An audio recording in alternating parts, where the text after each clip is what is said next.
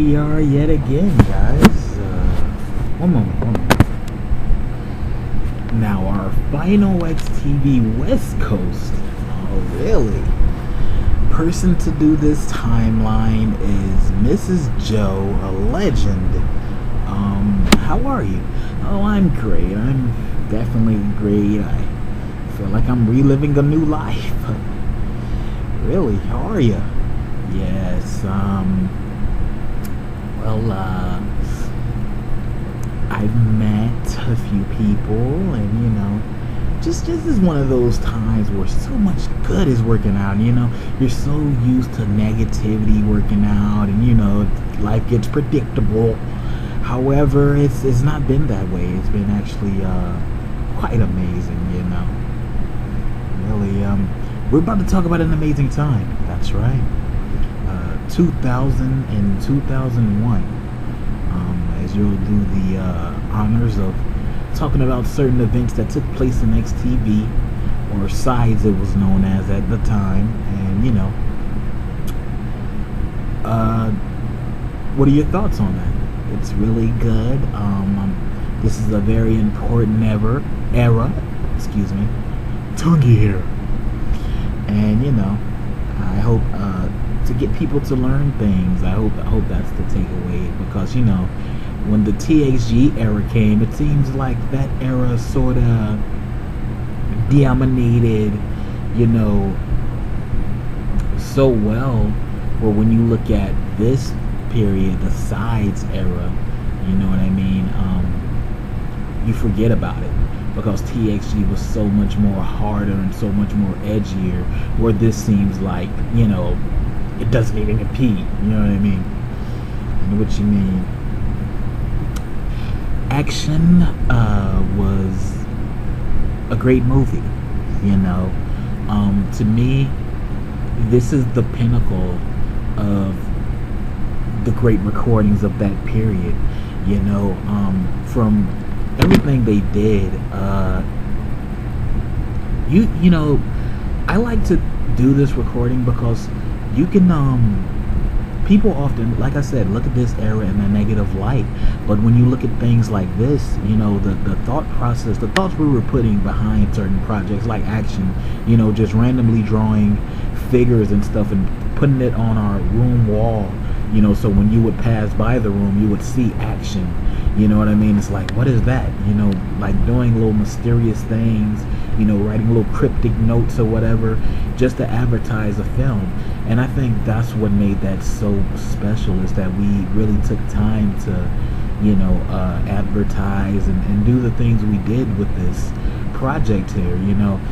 Like people will say, oh, they weren't creative back then. They were this, they were that. But look at this, it's elaborate.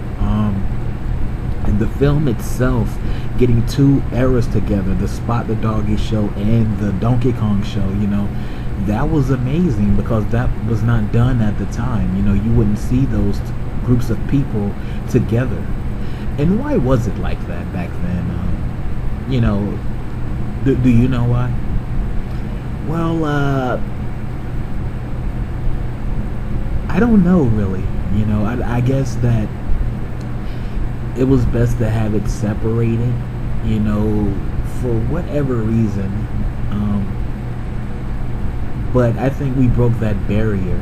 You know what I mean? It's sort of, I don't want to offend anyone, but it's similar to racism. You know what I mean? Because I think that whoever changed the segregation, no blacks over here or whatever, I think something happened that clicked in their heads to say, why is it like this? That's pretty stupid. And I think that's what this was.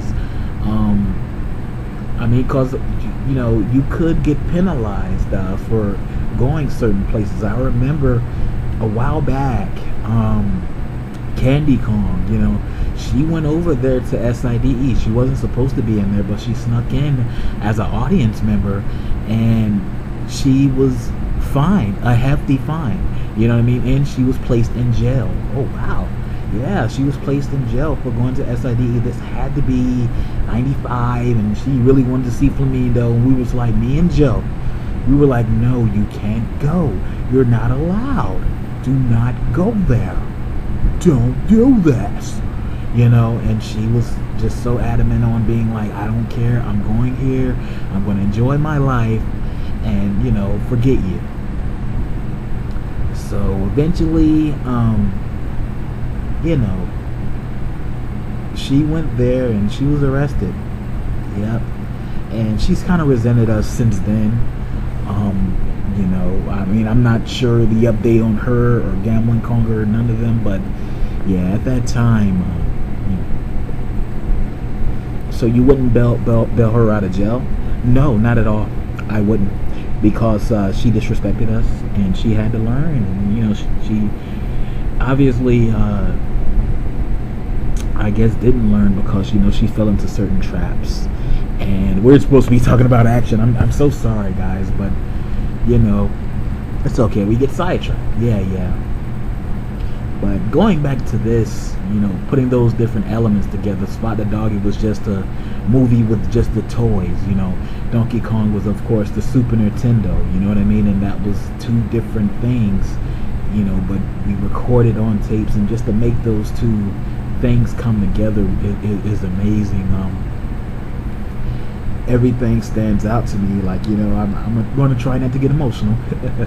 But the talk that Pain had with D-Matic on Action 2, I wish we still had that. You know, that's one of the most important moments of Action 2, you know, when they just had that talk, because, you know, you already know the relationship with those two. It's very toxic when each of them are around each other, you know, and they're always arguing, always fighting. But here's a time where they put it all on the table. There's no middleman, there's no this person saying this.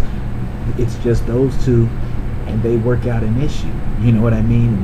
When was the last time you seen Pain and D-Matic talk and work something out and really, you know, go in depth and be like, okay, you know, I need to stop doing this, you need to stop doing that, you know, and we're on the same page.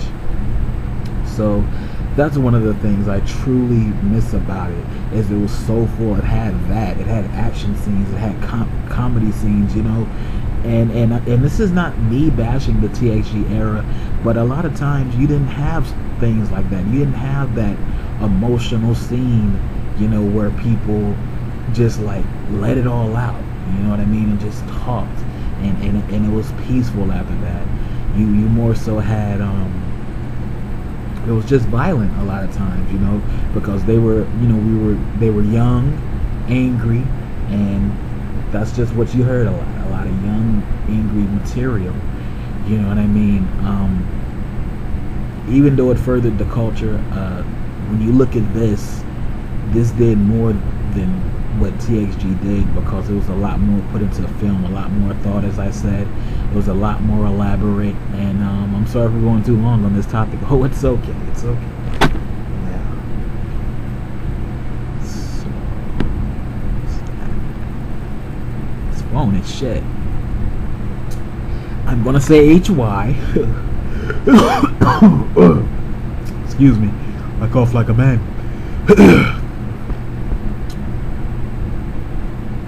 So HY was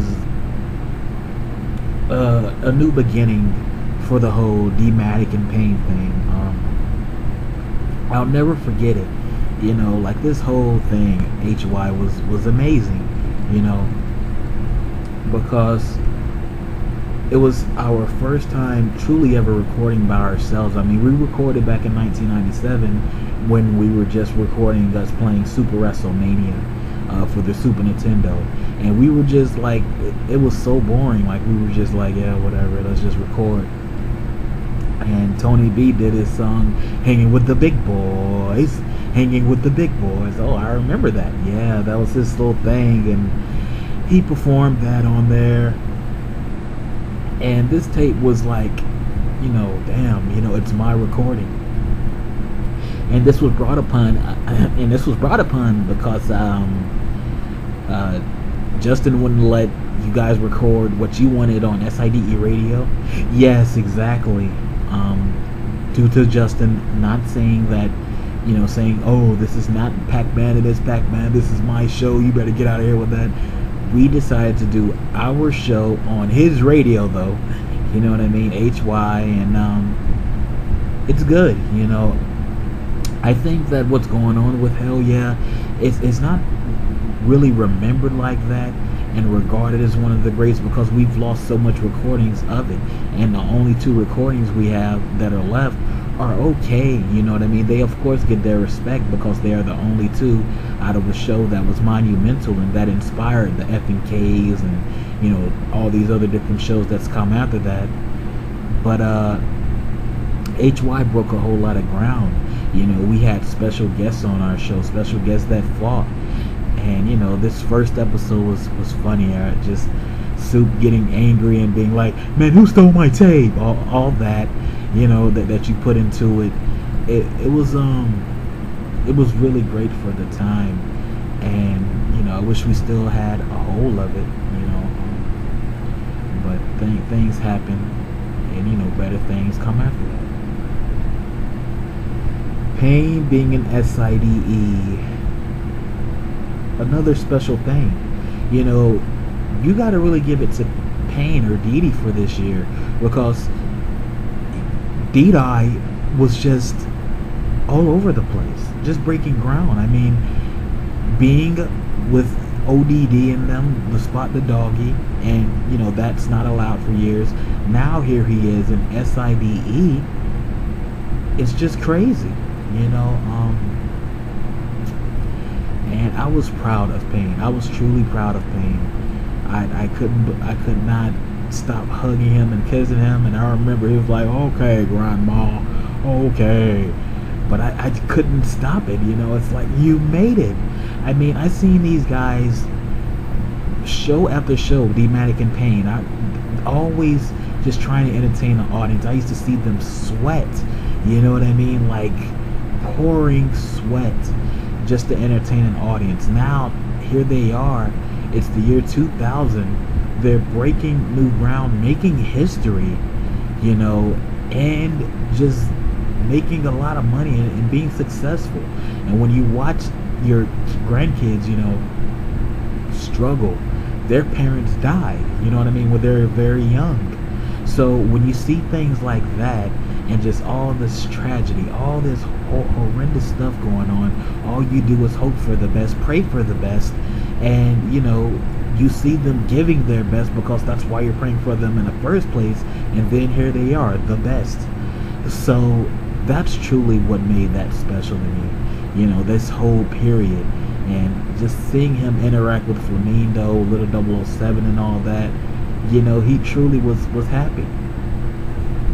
At the time, did he seem to have a chip on his shoulder? Not that I know of. I mean, I didn't see it. I always thought that, Pain was just a goofy kid. You never want to look at your grandkids like that either. You know what I mean? I'm very soccer mom. You never want to look at them like, they have an ego, they have this. You want other people to say that, but that that's your baby. And that's who that is. That's my baby, and I'm not going to ever say nothing bad about him. And if you say something bad about him, I'm going to damn near run you over with my Pathfinder.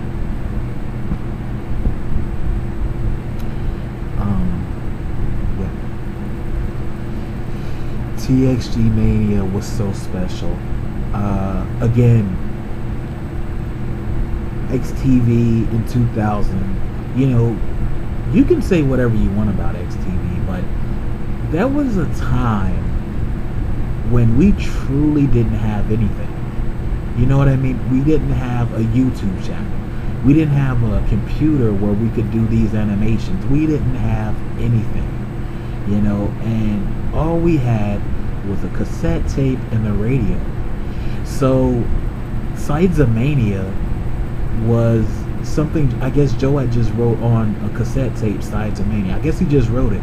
And this was a big event. I mean, again, say what you want to say about this period, but the amount of work and effort we put in something just to make it that great is amazing, and just because we don't have the footage to back up our claims doesn't mean this didn't happen. This was something special, and Tony B wrote about this in his school. He wrote about Sides of Mania. He wrote about the cell match with Romy Rome, Payne, and Alvin, and I think Tells. You know, this was a big event, and this was on everybody's mind. Like, you know, and that night, It's a Cold Winter Night, how Justin opened it up was so special. You know what I mean? Even Justin knew on commentary, like, this is going to be big. And, you know, just how we felt. Just, you know, he had the Big Show there. And this captures the year 2000. You know what I mean? This captures what was going on, because all the quotes, this in action too, both of them, like just certain things that were going on. I remember Justin said something like, no, Big Show was there at their eating contest. There was Trunks versus Justin in an eating contest, and they were like, Big Show was like, "No, I don't, my friend." Something he said. It was funny though, and that's from next Friday. You know what I mean? And just all the little quotes and quirks that was put into it. What else? Something else happened. This was also a match. This was a mixed bag. I mean, you had like gimmick matches like Bra and Panties with Sally and Gayleen, or it was like a bikini contest or something with Sally and Gayleen. I don't understand what was going on with that woman around that time. I mean, to cut the TV on and to see Gayleen pooping all over the damn Schedule Dome, like, we have to wrestle in that damn place, and you're over in here pooping all over this fur-filled shed. You know what I mean? And it was gross. I didn't even understand her, and then when they said she was going to be in a bikini contest, I'm like, I don't want to see that. She might poop in it. You know, and that's the first thing Sally said. She says, because Gayleen's like, look at my butt. She's like, yeah, probably on white doo-doos in there. Exactly. You know, what else are we gonna say? And what else happened there? Give me one moment. But I gotta say, you know, TXG Mania 2000, you know, in hindsight, yeah, it was the greatest. But certain matches were weird, like the loud match with Whitney Houston and Ronaldo Ray, or Ronaldo, or something like that. Yeah, you know, again, this is just a sign of the times. It's very young, you know, and it's just really us just having fun. That's how you gotta look at it. You know, a loud match, because both of these two guys are loud. So it's like Whitney Houston. Yeah, that's who that was. Whitney Houston versus Ronaldo Ray. Whitney Houston was an XTV star. Oh my God. You know, but it just shows you, you know, what was going on. We did so much, and anybody could come into XTV. You know. So what else is there to say? So Alvin, you know, what are your thoughts on Alvin? Alvin's a very troubled young man. I truly gotta say that. I understand he's done a podcast recently. Well, I've heard he's done one, but I truly think he's a troubled person. I've never been too sure, you know, because I never got involved with that side of the family or anything like that. But just based off of how he carries himself, and when he does get involved with XTV, it's never in a positive light. He's always, you know, starting some, if I may steal Romy's song, you know, like, he's always doing something. He's always causing some type of mischief, and just, it's bad. I mean, when I watched the recent XTV Mania from 2013, Alvin came back, you know what I mean? And it was in a negative way, and it was towards the end of the show, saying that he was the cause of some type of issue. He was beating random people up, and the random people he was beating up is the same people he had a problem with at this first TXG Mania in the year 2000. You know what I mean? So 2000, 2013, how many years is that? You still have an issue with these same people. Are the people that you have a problem with the issue with the problem, or is it you? And I think when you look at that timeline of how long he's had problems with these people, you know, the answer is right there, because Romy's successful, Payne's successful, but you're still doing this, you know what I mean? It's like you're holding on to something that's not there. But I wish him the best. because that's all I can do. You know, what else can you do with something like that? But TXG Mania 2000 is one of the greatest. Sidemen Day era was a period. You see, what you guys don't know on XTV East Coast is Soup came up with Sides of Getting when he was in the room. You know, it was like something he just did. Again, another random thing he just kind of did. It's like Sides of Getting. You know, he just kind of said it, and you know he did one in the backyard. And I don't even remember who was on the card, but he did Sides of Getting by himself. And for some reason, he told you guys about doing Sides of Getting, you know, West Coast and East Coast version. But he didn't. Of course, he said my sides and your side. We're gonna do TXG. What was it called? TXG Sides of Getting. And they did it, and Sides of Getting was really good. And it was just, but that's how the pay-per-view was supposed to be. It was supposed to just be Sides of Getting. It wasn't never supposed to be Sidesmen Day, Side Series. It was just supposed to be like that. But what happened was, on the first Sides of Getting, Alec had said, oh man, we're gonna fight those two at Sidesmen Day. And then it was like, damn, you know, you messed it up. But it was cool though, you know what I mean? Because it was so natural. So Sidesmen Day, you know, all those pay-per-views, it started with that though, Sides of Getting, you know. And I just never will forget Sidesmen Day, because that's when Joe had hit Tony B in the stomach or something. It was Beast versus Faz, and Faz defecated on himself. What the hell's going on with XTV where all these guys are pooping on themselves? Well, to Tony B's credit, he was dealing with a lot of stomach issues, you know what I mean, and he was still trying to put on a good show. And I remember Beast did like a big ass splash to Tony B, and next thing you know, he said, "Ah man, you made me do." He was like, "What? Man, get in there and wipe your butt." And he was like, "Nah man, I'm just playing." "No you ain't." "Yes I am, man, I'm just playing." And then he goes, "All right, fat boy, bet I smell like shit," you know, and continued the show. So I'm just having so many memories. I mean, Tact, you know, old person Tact.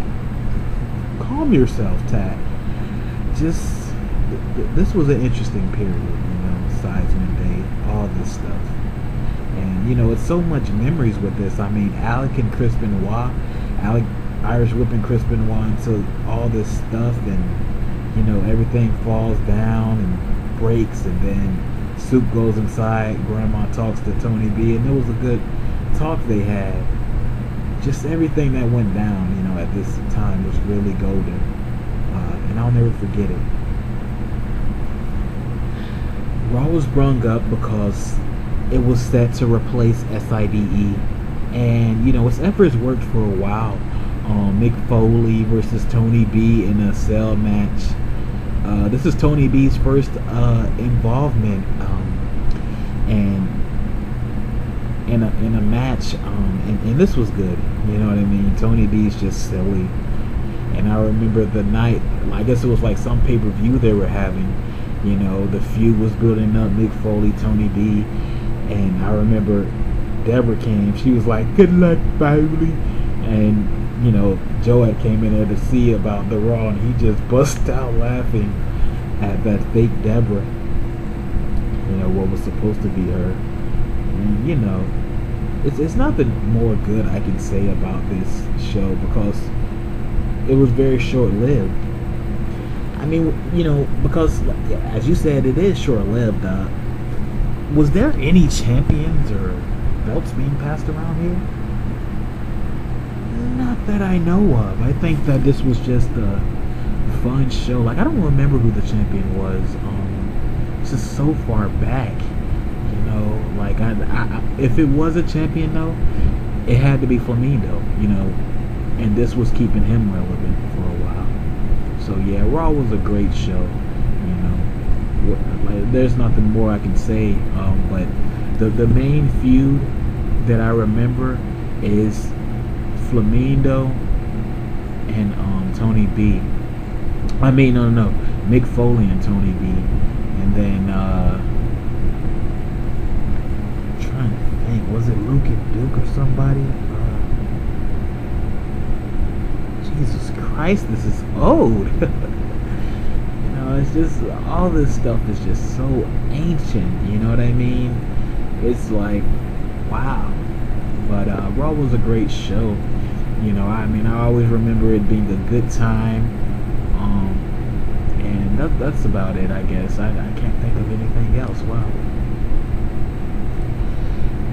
Donkey Kong 2, again, as far as TV shows, to me, I say Action was the pinnacle of, the sides era as far as XTV West.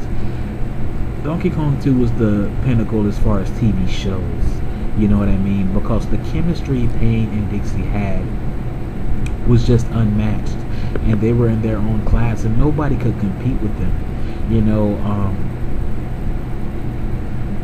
Mr. Randy, Sandra's friend, from work, he gave us this shoebox full of Super Nintendo games. You know what I mean? And it was stuff like whatever the game that has an X, Music is a Weapon, the Aerosmith video game. You know what I mean?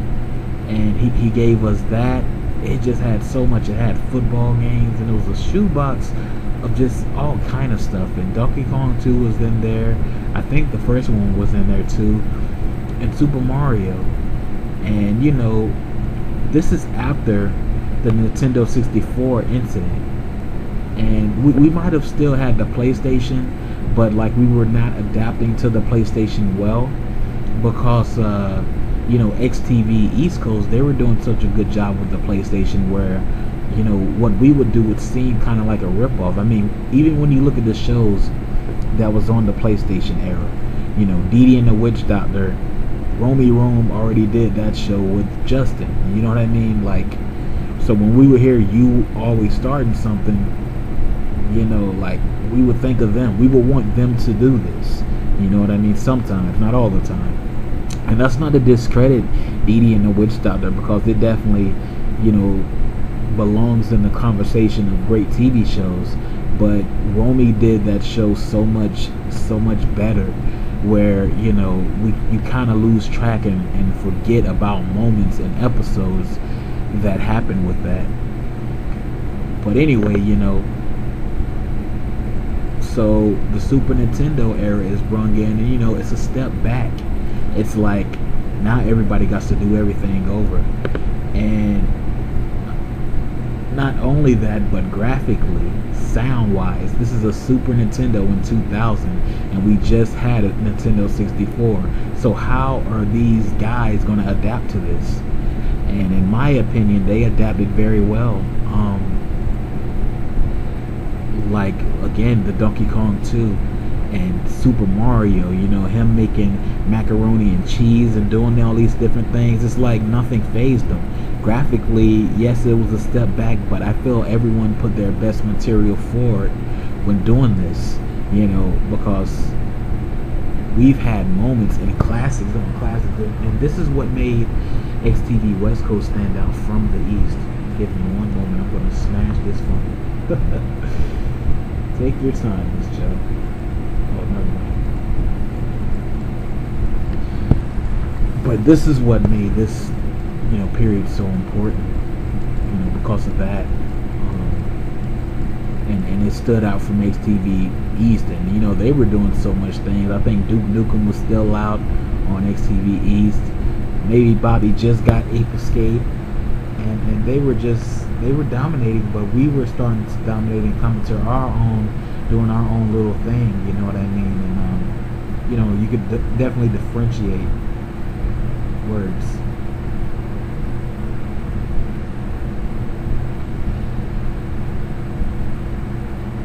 The final SIDE needed to happen. Movies were dominating the whole thing. Like, besides the TV shows with Dee Dee in them, they were the dominant talk. They were the thing that was getting the people together, Yes, at one point it worked and it was great, but when you enter into a new era, you see what happened with SIDE is what happens with a lot of things in XTV that are great at first. It keeps doing the same thing. You know what I mean, over and over again, and there's no change. There may be subtle changes or one change every now and then, but overall it stays the same. And your audience obviously isn't going to stay the same. They're going to grow up, and I think that's just what happened. Audience grow up, and they realize they remember that thing that they did when they were young and it was stupid, and they try to keep their kids away from that. And that's the same thing with SIDE. It was just very young, and dumb, and as a result, it's not really remembered, but it was there at one point as the dominant force, as the dominant thing that made SIDE XTV West stand out. The Extreme X match with Jack Tunney and Flamindo, I think that was the best cap off. But it was too little too late. Even though this was the last pay-per-view of SIDE, don't remember the name, even though this was the last pay-per-view, this was the best way to cap it off, because that was the only thing that made SIDE worthwhile, is the feud with 90 and Jack Tunney. You know what I mean? Just how each promo after promo, word after word, they would just be neck and neck. And there was the Extreme X match, which was a X at the bottom of a Hell in a Cell with fire and electricity current running through it. You know what I mean? And you threw your opponent off of the cell onto the X, and that's how you won the match. And this was very extreme and dangerous, and something you don't want your kids to watch. The bloodshed in there, and just Flamindo's cursing and all that. It was, you had to take a step back. But it's almost like with what SIDE did was almost like the last day of school. Everybody's like, I don't care, I'm gonna do what I want. You know what I mean? And that's just what it was. So they were definitely pushing the envelope with this. Not as much as CAW did later on, but this probably even inspired that, in some sick way. The big ass, but the broken elbow matches, and all these other different factors that went into CAW. This was way left, an Extreme X match. And but when you look at SIDE, it's always been that just crazy thing. Flamindo throwing Stone Cold off the Statue of Liberty, and all these different things that went down. Yeah, it's true. And then Blood, of course, Dead shaving the forehead of Flamindo. Yeah, it's always been crazy and weird, but this was it to another level. Somebody got killed. You know what I mean? Those things, somebody could get killed getting thrown on the Statue of Liberty, but it's all in the way you film it, and it's all in editing. You know what I mean? This right here, this was gross. You seen their blood. You know what I mean? You seen all these crazy things that went on, and it's never been nothing like that since. But yeah, SIDE, the last one, it was well deserved and a great cap off. It was the last of its kind, and it entered into a new era. Rule Breaker was, I think, the final toy movie. This is the last time I think Suit did a movie with his toys, which is crazy. It was it starred Triple H. I don't remember, a whole bunch of toys he had, and he just did a whole movie with them, and it was called Rule Breaker. And it was based off of Mystical, and I think Razzcast. I think they both had a song from the WWF Aggression soundtrack, and he just thought about doing it, and this was great. It was a great concept. It was like, really, he was making wrestling real. You know what I mean? It's like these guys are randomly fighting, you know what I mean? And then you got these people out there protesting, you know what I mean? Like, Triple H is right, and you got like people just kind of talking about the fight and shit, and I guess those are the announcers. Just how it was done was very neat and unique, and he tried to give wrestling that, like, look, it's real, you know. And Real Breaker was okay.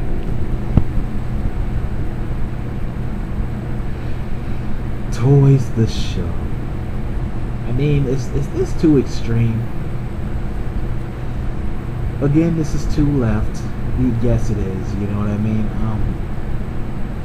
Just XTV is just such what your kids aren't supposed to see. You know what I mean? Like this right here. These are just innocent toys. A teddy bear. You know what I mean? And just all these toys just randomly. And you know, I guess that's what happens with XTV, with Sides at the time. It's like we have all these toys and we don't know what to do with them, so we get them randomly and, you know, just do something. And sometimes the craziest things come out of that. And toys is one. I think on the East Coast side, that's how Romy Rome's show got started.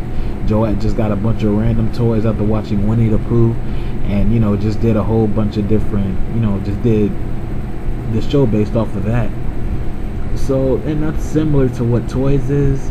It's we didn't watch anything. We just, you know, we're in the middle of looking at SmackDown, and I think all of them came together. You know, either that or they were in the living room and they just went in. But it was too dark, you know, the arguments that ODD would have with his wife, and, you know, Funky Skunk was on drugs.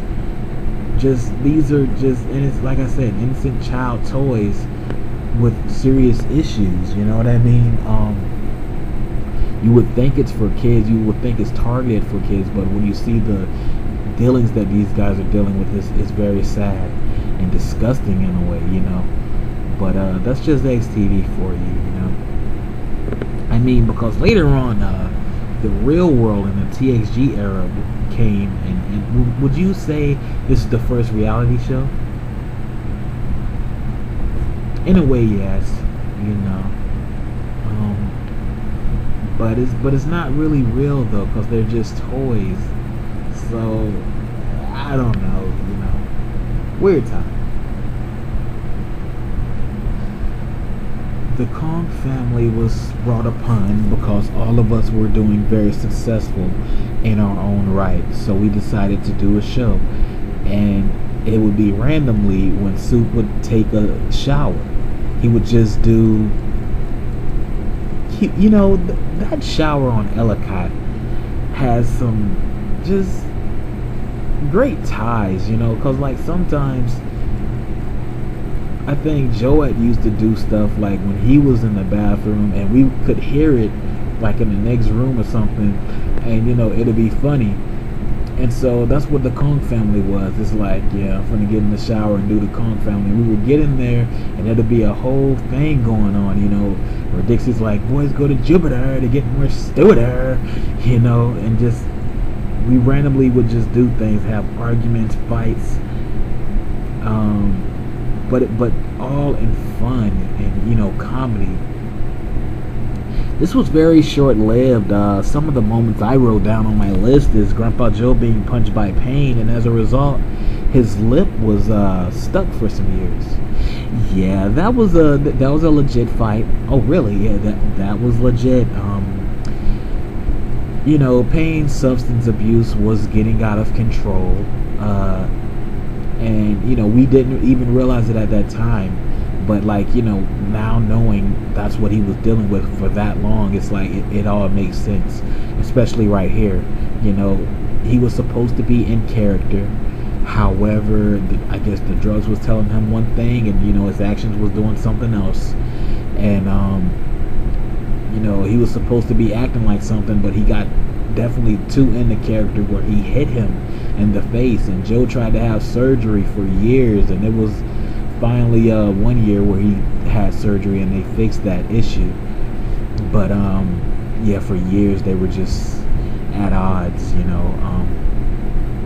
But I love them both dearly, you know, especially Pain and Grandpa Joe. But a lot of things came out of this. I remember Dixie and Candy Kong had to fight in a Buried Alive match. This was due to the fact that Candy Kong was using D-Matic, you know what I mean, and treating him like crap.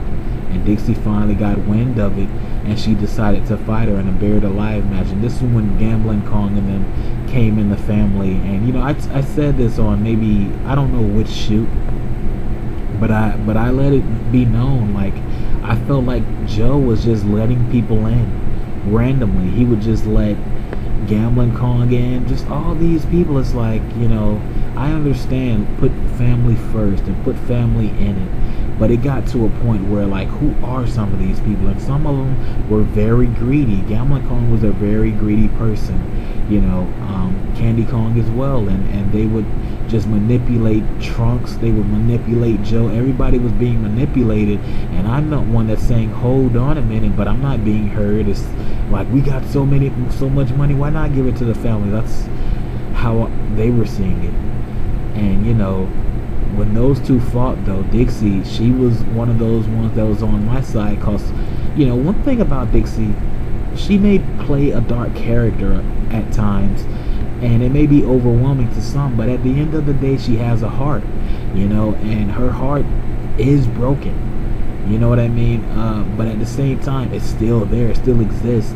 So the things she truly loved, you know, that hasn't gone away. It's just certain things that hurt her, she'll never forgive.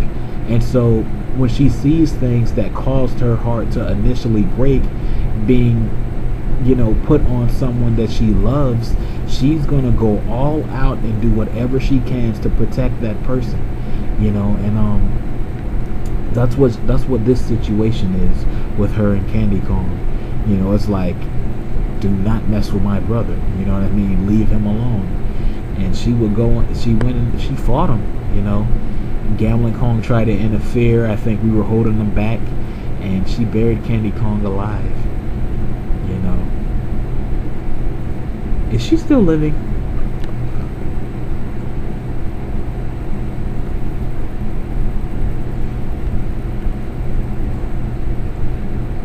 Alright.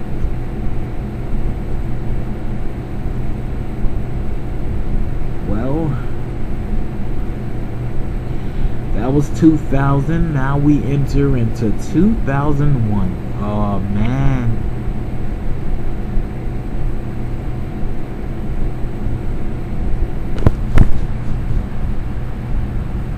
The fuck is going on, dog?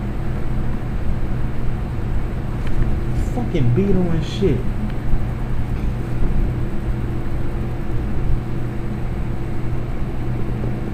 Eating a big ass sandwich and shit.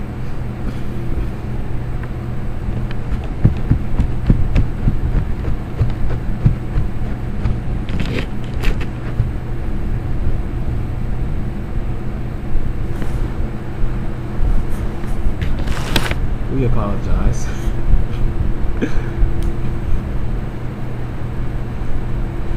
Well, has that ever happened on your podcast? Never. I've just been attacked by some kind of beetle. I killed it as best as I could. Jesus Christ. Security, please get this beetle out of here.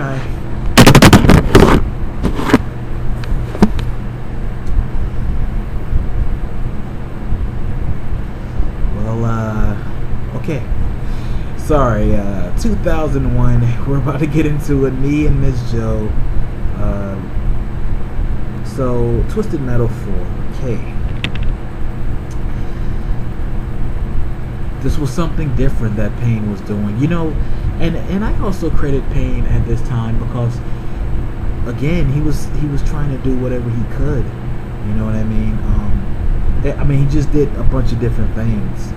And, you know, we enter into 2001, and what's the first thing he does? He does a show, Twisted Metal, you know what I mean? Like, he just came off doing SIDE and all these big monumental things. Now here he is doing something totally left, Twisted Metal, and this was a good show. This was the first show of 2001 that was new, you know, and it did work. At the time, I think it even had Shotgun Bart, a very rare appearance of him, you know, being involved in the TV show. and it got canceled very quickly. I guess the network wasn't feeling the edginess of Pain. You know, he's an innocent child star. What is he doing? You know, blowing vehicles up with these assault weapons and stuff. And I remember reading the note. It said, "We've canceled this show due to vehicular manslaughter." Things of that nature. But overall, I give this show, it was cool. The first GTA was something that came towards the end of 2001. This was, again, you know, well, this right here was the period where we were losing focus because, like, I think we lost the radio like months before, and there was no programming of XTV or sides, you know. So this is just what we did, and I think we did things here and there like sides again, Sidemen Day type of stuff. But for us on the West Coast, there was really not that much programming, you know. And this was something that we did that worked. We tried the first CAW. It went okay. Then we did Sides versus ECW, and that was really good actually. But CAW, the the 2001 one, 2011. You know, that one was a big fail on so many levels. But you know, looking back, this was a great show. Put all this talent together. You know, James, Trunks, Pain, and Best. Like, that's amazing for that period, you know. Best is definitely an unsung legend, you know, and he was actually coming up around this time. It's like you got the current, you got the past, and you got the future. You got all of that in one. And I think that this show is show of the year because it's a sign of that time. You know what I mean? 2001 was a bad year, like a very bad year for us, and for America, really. I mean, when 9/11 happened, that was something else. But like, I remember at this time, Training Day with Denzel Washington, you know, it either probably already came out and we were getting it late, or it was right around the corner, something like that. Well, no, it had to already be out because we got it on VHS, and we loved that movie, you know. But even Denzel, like, that was his first time playing like a bad character in a film, you know. So that just shows you what was happening in '01. Everybody felt bad, so they were acting like it, like, you know, Pain, you know, even though we're not on it yet, but he did the movie Burn. He was a violent teenager. You know, you got this innocent guy, this innocent kid, Pain. Everybody loves him. You know, girls got him all over his locker. Now he's doing something totally different, you know, and not to be edgy, but because this is the current feeling of what's going on in '01. You know what I mean? And GTA was that too, because James, he always played a good character. But here you are, GTA 1, what is he doing? He's stealing cars. You know what I mean? He's shooting random people. Kill Frenzy, you know, all these other different things. And this is a very important piece. And not only the legacy of James, but the legacy of XTV, because this is when GTA first started for us. I mean, Beast was already doing it with GTA 2, but GTA 1, this is the first time, you know, it was ours. And later on, Vice City, 90%. Do I need to go on? You know, Killer Digital. It's like, that's what followed, and this is when it first started. You know, again, that's why I say the Sides era deserves more respect. You know what I mean? Because we started a lot of things that continue to go on, and even though, you know, XTV did elevate, don't forget where it started.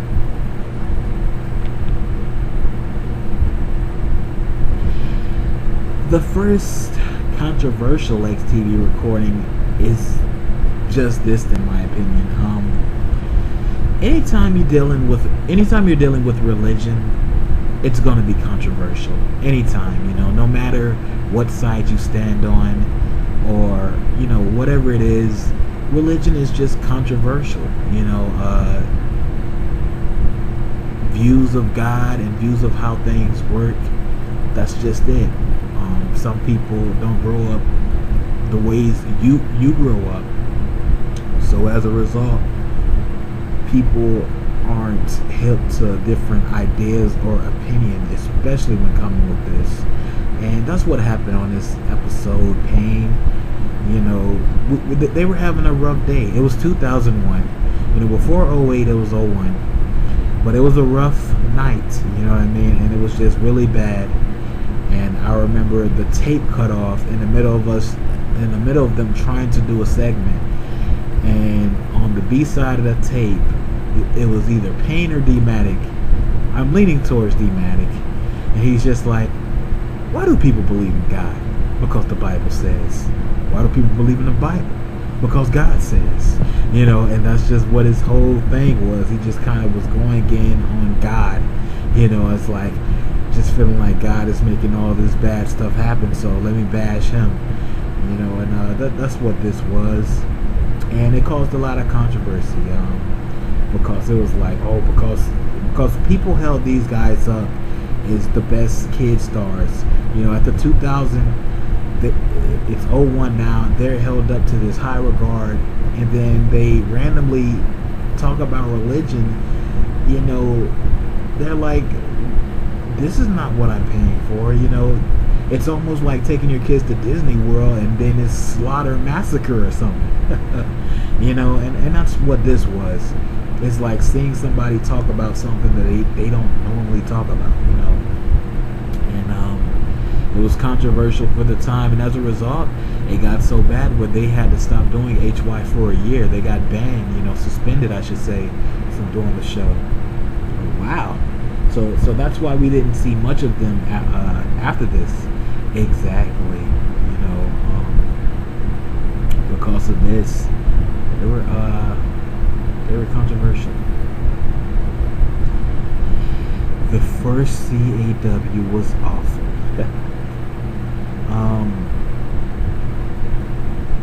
This is still us trying to fill the void of SIDE.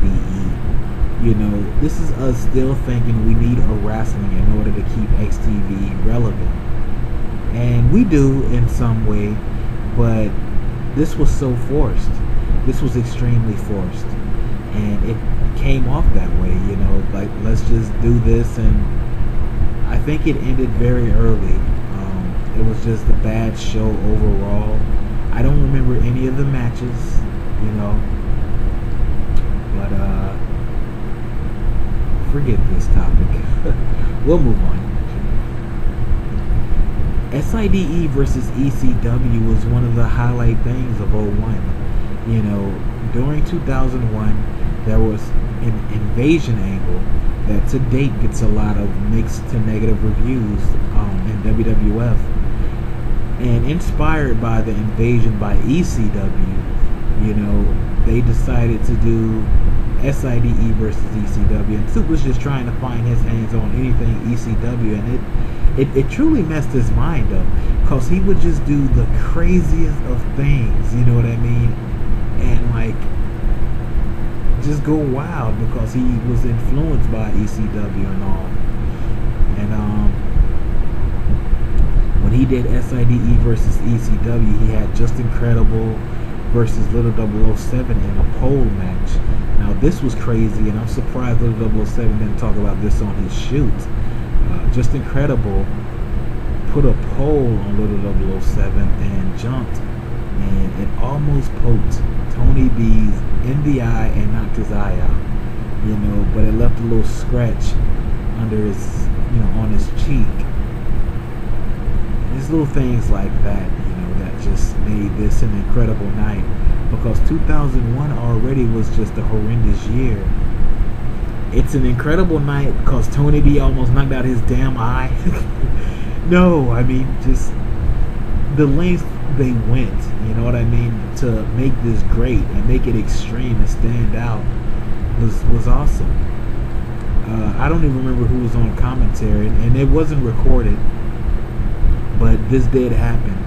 It was in the Shedger Dome, And it was just the one night only thing, and that's what it was written as, one night only. Sides versus ECW. Payne fought New Jack, and I think that was the main event. Actually, I think that was a classic. Tommy Dreamer and Best, and yeah, this was a legendary night.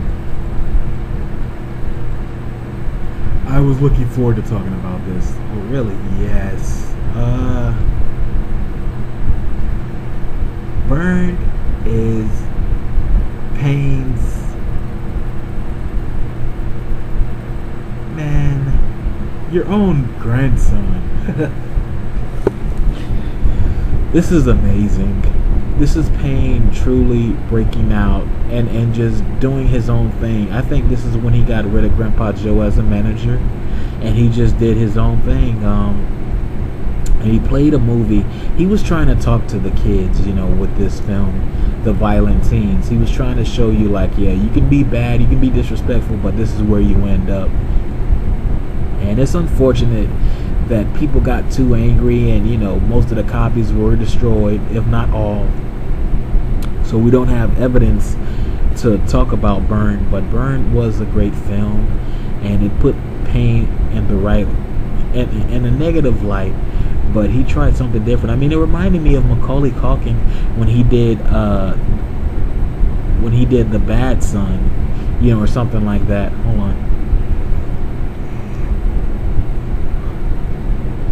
Because even though Macaulay Culkin's this iconic figure, with Home Alone and all that, he did a movie saying "Don't fuck with me," as a kid, and that's similar to what Burned is. It starred Payne. He was a violent teen, and in a subplot there was Method Man, who was just regular, and then he got shot and put in a wheelchair, and he was mentally ill as a result, but he was still a thug, and a gangster, except he was a mentally ill thug, and Payne and him were like running havoc or something, and somehow Payne winds up getting killed. I don't know what happened, but this was a big movie, and man, I just hate that we don't have some of these things, because it's hard to talk about.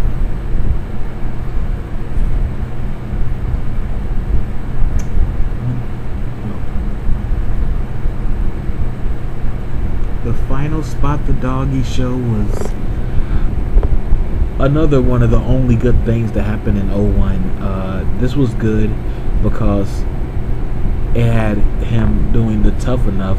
That was real hot around this time. WWF Tough Enough. Everything at this period makes me realize how much wrestling influence was inspired by it. Like, it inspired many different things. I mean, you wouldn't have things like CAW without ECW, and just all these different things. But yeah, with this was just them, making it bigger. And this was, at the time, not only the last Spot the Doggy episode, but the most high rated and biggest one. And I think for a while this was his major show, and it's crazy it's his last, and he stopped doing it.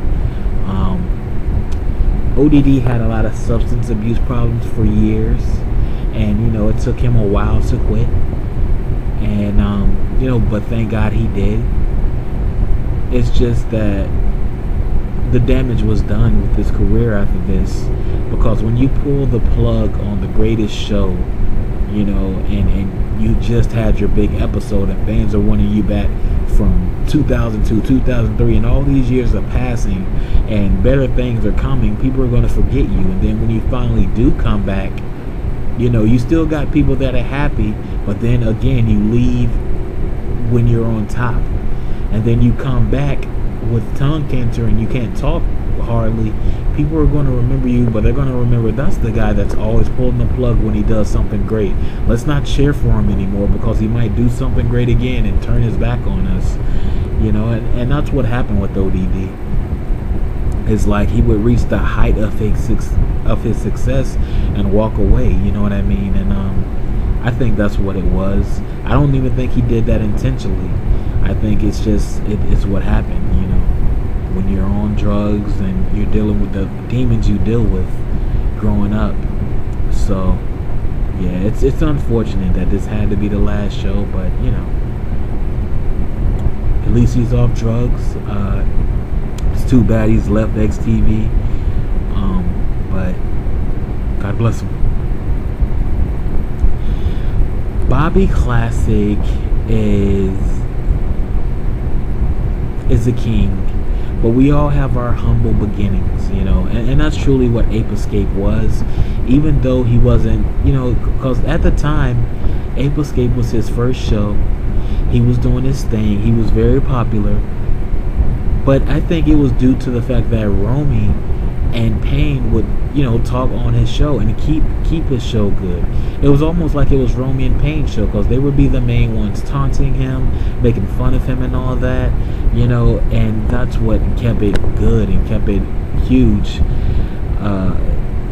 But he started to talk on his own and get his thing on. Like, they left me outside with a He-Man toy. And, he had his song, they left me outside with the He-Man toy. And then he has Spot the Doggy, Bobby always had something special. But I just never knew which way it would shine. And it took years for people to realize, to give him his props. Because to me, Bobby's always been doing it. You know what I mean? Like, it's not until 05 where they look at Bob and say, oh man, he was good. I mean, you are the one, you are this. But to me, we can go back as far as 02 and see him on 006 with the dogs, calling all these different things Alex is going to do, and them laughing at Bobby more than they're laughing at Alex. I noticed it then. Even though they say 05, that's his peak year, that's when he started to really look like he was doing something. He's been doing it, and he's still doing it. I haven't seen one match except the Goldberg match where he lost, but other than that, Bob is a legend, and this is his humble beginning, and God bless him. Crash Team Racing. Hold up.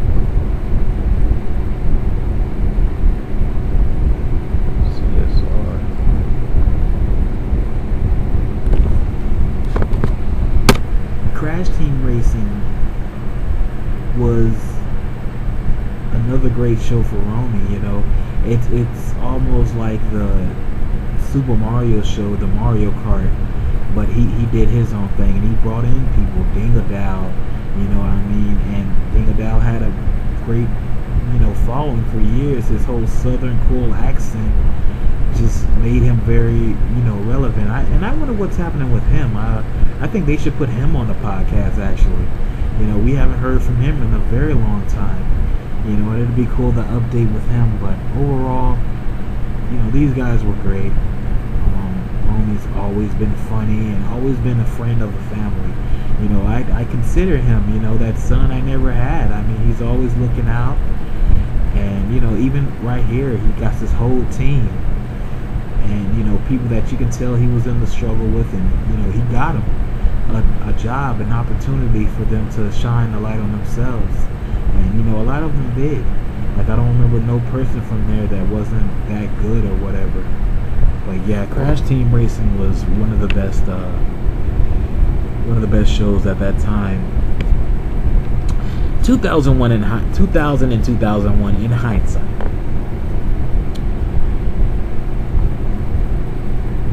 One year, I'm gonna separate them. 2000 is the peak, the pinnacle of the Sides era, and the best part, the best year it ever had is 2000.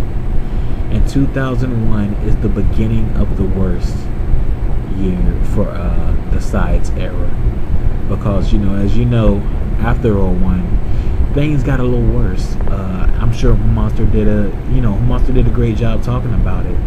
But yeah, that's just how I feel personally. Well, guys, there you have it. This Joe did 2000 and 2001, the final Timeline Shoot interview. Oh, it's so sad. That's right. Now, XTV East Coast will be doing a shoot interview. We got Yosi.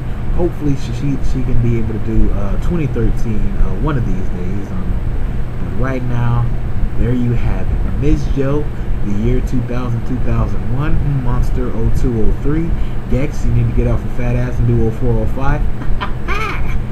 And 90 did 06 and 07. Payne did 08. Dean did 09. Trunks did 10. Best did 11. Can't find the rest of the footage. And Joe did 12. So there we are. XTV timeline for